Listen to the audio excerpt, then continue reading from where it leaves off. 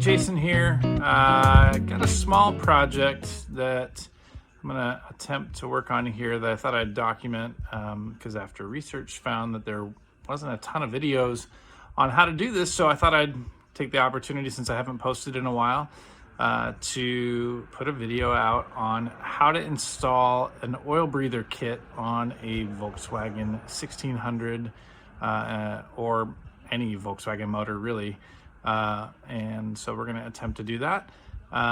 This kind of came out of necessity. I picked up a free motor off of Craigslist with no history to it at all. Just was told that it ran when it was pulled out of the car, and it was basically just getting in the person's way in their garage. So they were just tired of getting and tripping over it, and so they gave it away. So I went and picked it up, spent some time cleaning it up, and basically rebuilt the top end of it, put a new alternator on, new fuel pump, new distributor, new wires, plugs, all the works on it.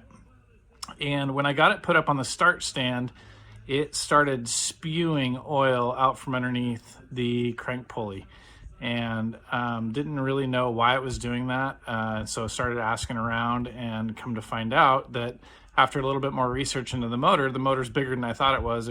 I thought it was a 1600 dual port, and it's actually a 1641, and it was creating a lot of pressure. So the advice I was given was to install a oil breather kit, which I just got in yesterday. So I'm going to go ahead and put that together, and I'll show you kind of step by step what I'm doing to do it. I've never done this before, so this is going to be a new venture for me, and hopefully you guys can follow along. So stay tuned, and we'll provide you with some pictures and step-by-step instruction on how this is going to go. Thanks for watching, and here we go. We'll get started. All right, I got this kit from IAP, which is an oil breather kit. I know you can get this from other companies as well.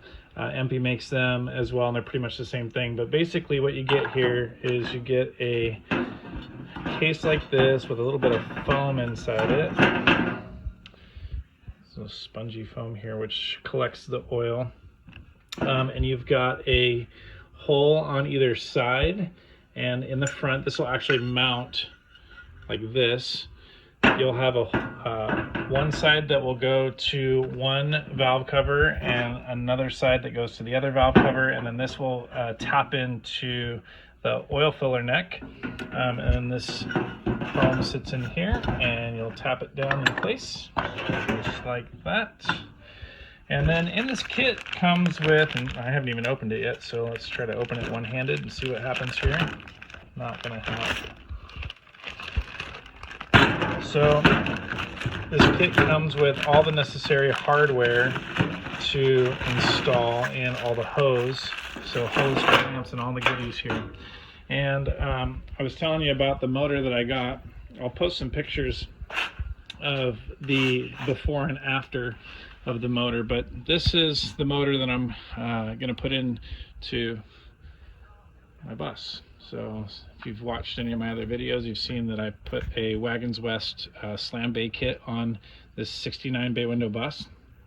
Ran a motor in it for a while and experienced a dropped valve seat, and so that forced me into putting my backup motor, which is this, into the bus. So as soon as I get this air breather kit installed, we will get moving along. So what we're going to do is we're going to tap into this oil filler neck, and then we're going to tap in on the back side here of each valve cover and install our kit. So, and we'll figure out where we're going to mount this on the firewall, probably somewhere back here as well. So stay tuned. Okay, so I've got the valve cover off, and I wanted to open this up a little bit better so you could see everything in the video, but this is the kit. Again, you can get this pretty much through any Volkswagen parts distributor, IAP, J-Bugs, Wolfsburg West. I'm sure they all carry them, but this is pretty much essentially what we have here. Now it's pretty simple, and we'll start here with the breather box.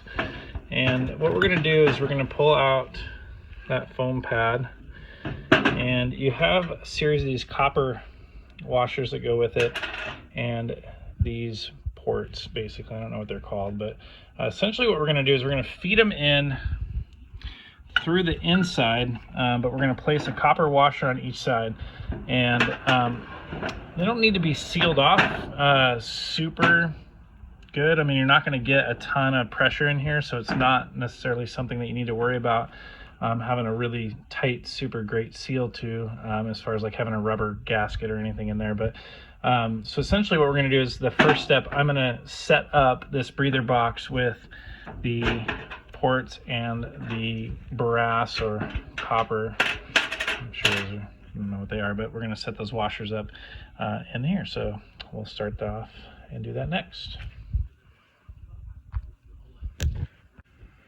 All right, we'll try this one-handed. Basically, we're going to unscrew that nut there. Okay, I'm going to put a washer over the top, and we're going to feed it through the inside, just like that. And then grab another washer, put it over the top like that, and then we're going to tighten that down. So that I'm going to have to do with two hands. So I'll do that on all three sides, and we'll come back and I'll show you the finished product. Okay, we are all set up. You can see inside. You got the washers on each side, on the inside and on the outside. And that's just hand tight right now. I may tighten it down just a little bit more, but like I said, I don't think it needs to. It just needs to not come off. So that would be my advice so far. Now, another thing that would be really helpful at this point right now is if you're doing this project, we have to take the valve covers off, and this is a good time to adjust your valves. You're already in there, and you've got, and I'm obviously doing mine with the motor out of the bus, just because I had to get this done prior to re-putting the motor back in, but you're already in it, so you might as well adjust the valves. Just remember when you adjust the valves to do it when the motor is cold. Do not adjust the valves when you are just run the car at all.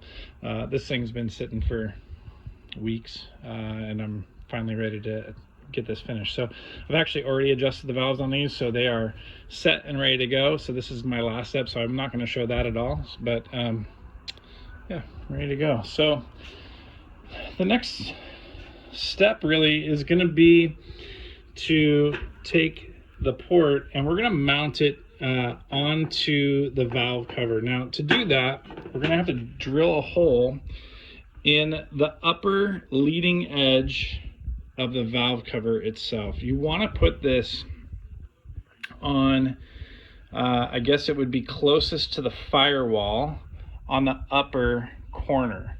And the reason being is if you were to put that on the opposite corner and you were headed up a hill, that oil is going to spill right out, right? So most of the oil gathers at the bottom of the valve cover anyway. So you naturally want to have that in the most least possible spot where oil is going to leak out. So that's going to be in that upper corner, and I don't really know what size is quite yet, but we're gonna play around with it. So that's the next step. If you need a little help reminding you, the long edge of your valve cover is the bottom. So, and again, we want to be putting the hole on our valve cover in the upper leading edge, which is closest to the firewall. So when we put this back on, you can see that that will be here on that upper corner. All right, so next steps, drill some holes. We'll be back. All right, so we've got our hole in our valve cover. Okay, and well, I took advantage of my drills, started small, and went to a 1/2 inch drill bit. Wasn't quite big enough, so I actually had to kind of bore it out a little bit bigger to get the right size hole. Now the one thing I'm noticing here, and just as a warning, make sure you can see in here, there's some metal shavings in there, so make sure you clean that out really good before you put that back. So next step is to install. Again, we're going to go back to our ports, put the washer on, feed this through the inside, and I might need 2 hands here, but we'll see. It's going to go in. Okay. And we're going to put the other washer on and then tighten it down just like that. So I'll come back and tighten that up and I'll show you the end result. Okay, we're all set there. Got that all tightened up. Again, just hand tight right now, but you can see got everything kind of set up in there. I'll probably tighten that one down just a little bit. I just don't want it to come loose. But yeah, one down, one to go. Let me show you what that's going to look like when it sits on the motor.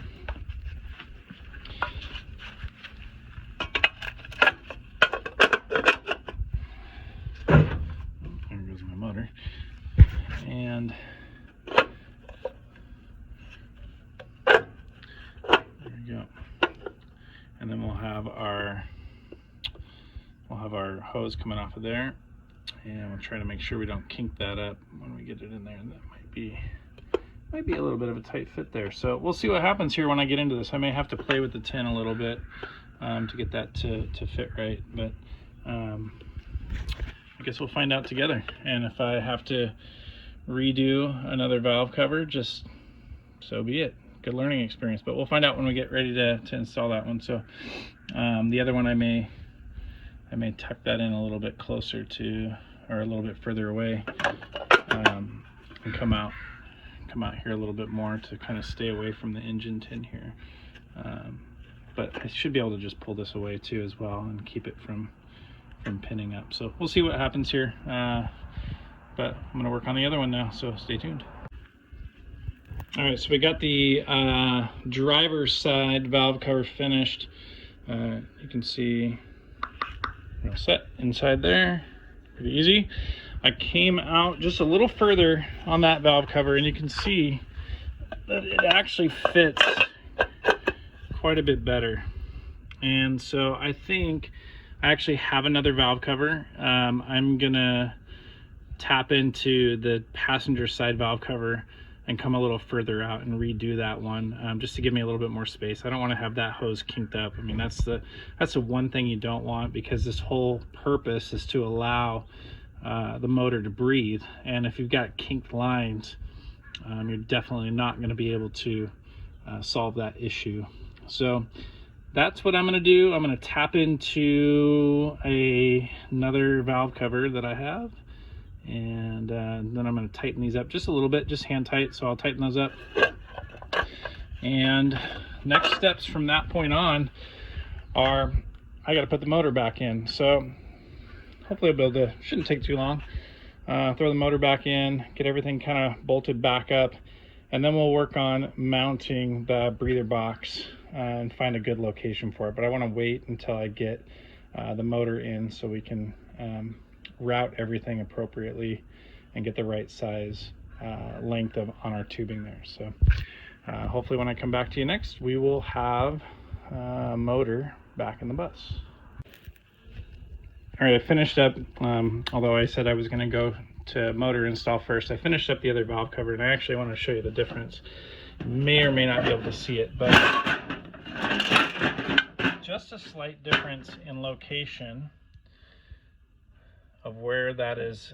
This is the new one, and I'm going to show you how that fits. A lot better. I'm way happier with this one, so I'm glad I changed that. But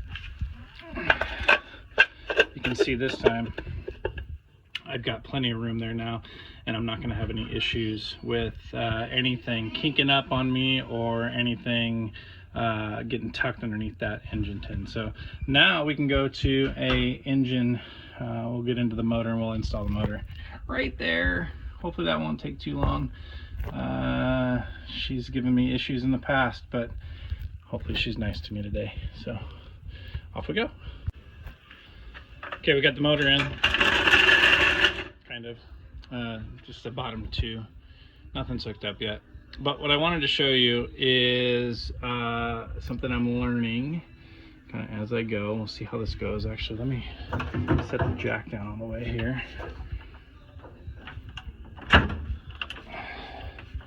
Let's see what that looks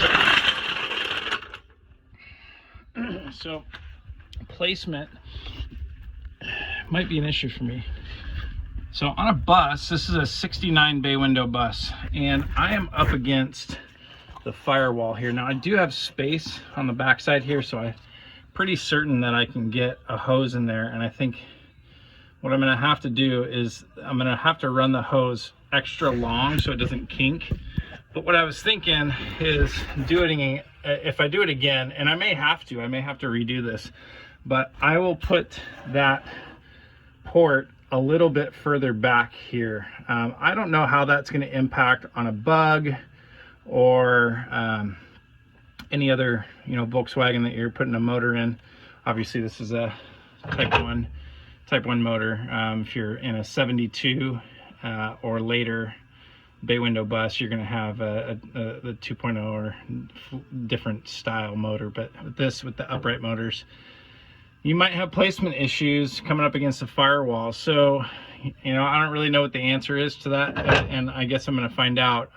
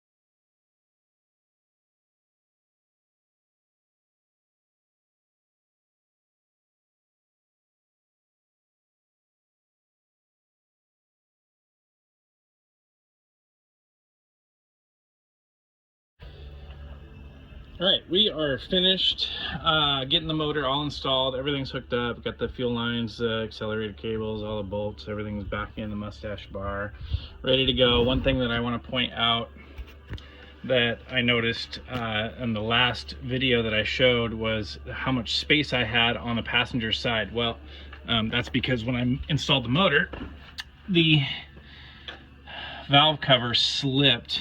I must have bumped it up against the frame or something. So I actually have the same amount of space on the passenger side as I do on the driver's side. So I guess probably advice for at least you bus owners that are doing this on a bay window bus is maybe drop that, I don't even know, again, I don't know what this is called, but drop this out, this breather accessory off a little bit back here a little bit.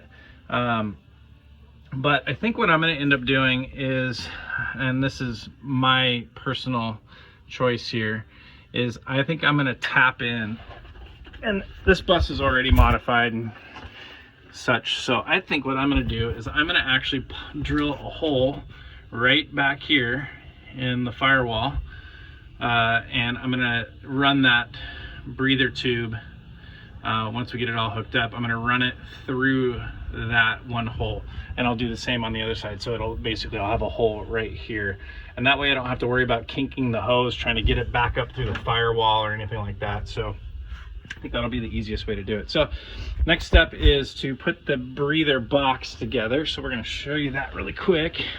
I'll come back over here. So our breather box is ready to go. So we're going to put I guess sponge, if you will. I've actually heard that a scrubby sponge works really good on these, but you basically want to be sure that this doesn't get clogged up at some point, because once this starts to get clogged up, then obviously it defeats the purpose of having a breather box. It can't breathe. So either A, clean this out periodically, or B, maybe find a slightly different I don't know, I have to look at the sponge, but I'm going to run with what I got here, and I'll just check it periodically. So got the sponge put back in. I'm going to put the cap back on,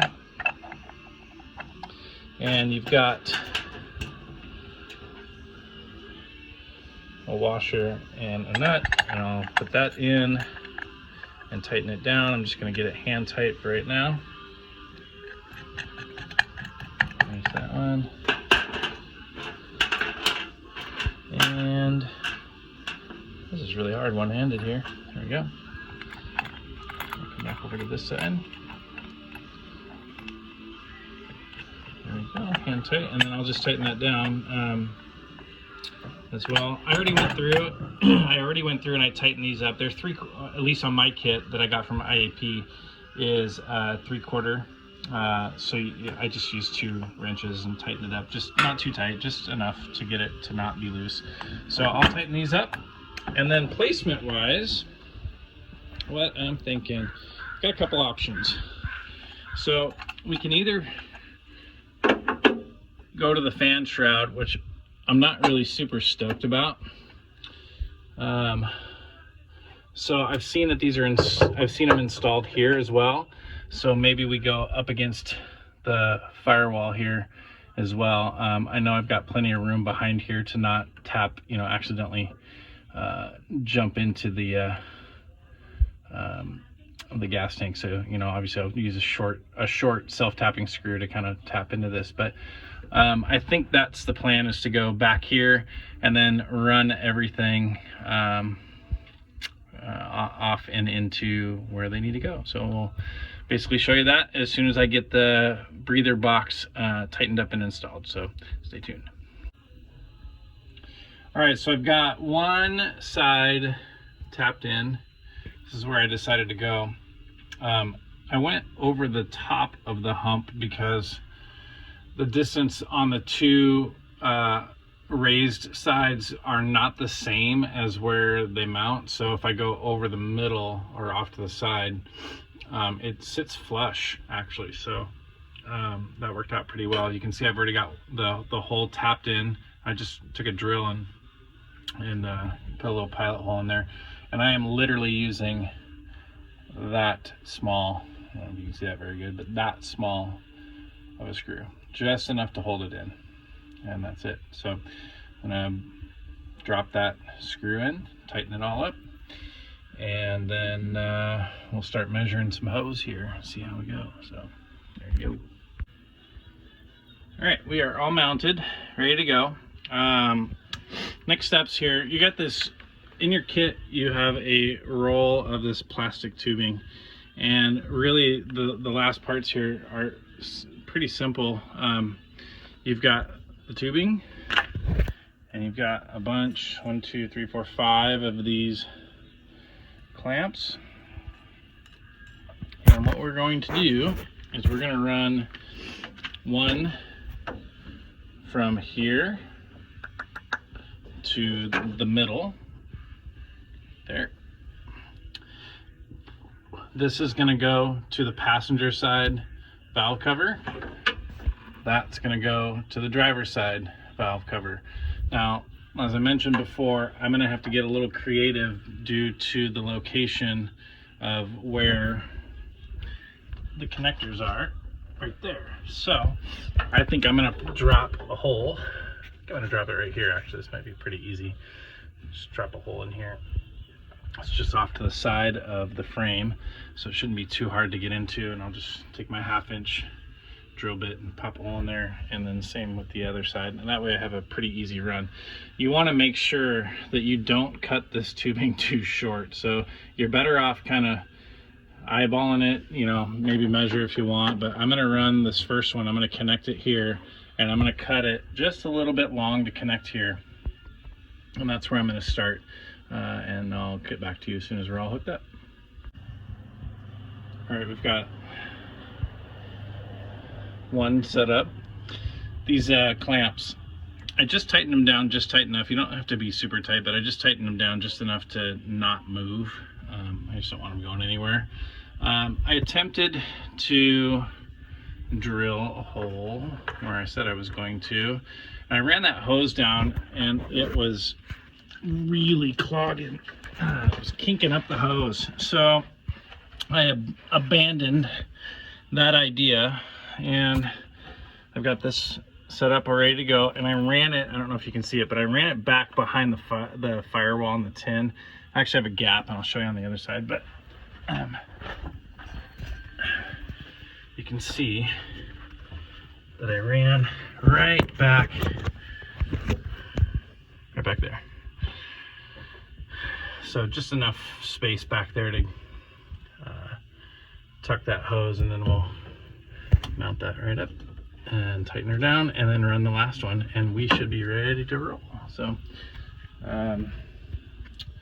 this is just my approach, based on just looking up and trying to research where to put these and how to put these. Obviously I'm not super concerned or a purist with this bus. This bus has already been lowered 6.5 inches, bump stops cut off, there's all kinds of modifications done to this bus already, so I'm not concerned about the purist that is like, oh my god, you drilled a hole in the firewall. Yeah, I'm not worried about it. So I'll keep you posted and let you know when we get all wrapped up here, but one more hose to run and we should be done. All right, we're all done. I'm all buttoned up, it's ready to go. Last one was a little tricky. Ran that one back behind the firewall too. You can't see it there, but let me get underneath on the driver's side. She is. So all done. Got a few things to button up on the engine 10 and putting the apron back on and such, and then I'm gonna fire her up and we'll see what happens here. So hopefully this solves my issue of having oil spewing out all over the place on this motor. So it's going to be pretty excited to have a little extra get up in this bus. Not a huge improvement, but you know, still be kind of nice to have a little extra horsepower. So I'll hopefully here give you some running video of this thing before we close out this video. So thanks for watching. If you like what you see, subscribe and like the video. Later.